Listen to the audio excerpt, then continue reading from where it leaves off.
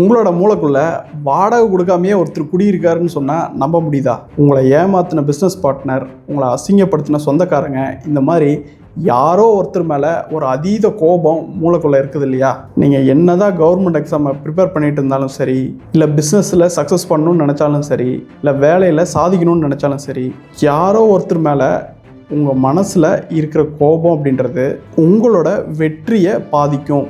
ஏன்னா உங்கள் எதிரிக்கு உங்களோட ஆள் மனசில் ஒரு வீட்டையும் கொடுத்து சிம்மாசனத்தில் உட்கார வச்சுருக்கீங்க. அதுக்கு வாடகை வேறு வாங்குறதில்ல. உங்களோட ஆள் மனசு அவங்க மேலே எப்பவுமே கோபமாக இருக்கும்போது உங்களுக்கு வரக்கூடிய சரியான வாய்ப்புகளை உங்களோட ஆள் மனசில் இருக்க அந்த ஆர்ஏஎஸ் ஃபில்டர் அப்படின்றது உங்ககிட்ட இருந்து மறைச்சிடும். ஸோ என்ன தான் யார் தப்பு பண்ணியிருந்தாலும் அவங்கள மன்னிச்சுட்டு அடுத்த வேலை அப்படின்றத பார்க்க போங்க. உங்களோட வேலையில் முழு கவனத்தையும் செலுத்துங்க. இந்த மாதிரி பண்ணிங்க அப்படின்னா உங்கள் மூளையில் இருக்கிற ஆர்ஏஎஸ் ஃபில்டர் உங்களுக்கு நல்ல நல்ல வாய்ப்புகளை தேடி காட்டும். உங்களோட இலக்குகள், வெற்றிகளை நீங்கள் குவிக்க முடியும்.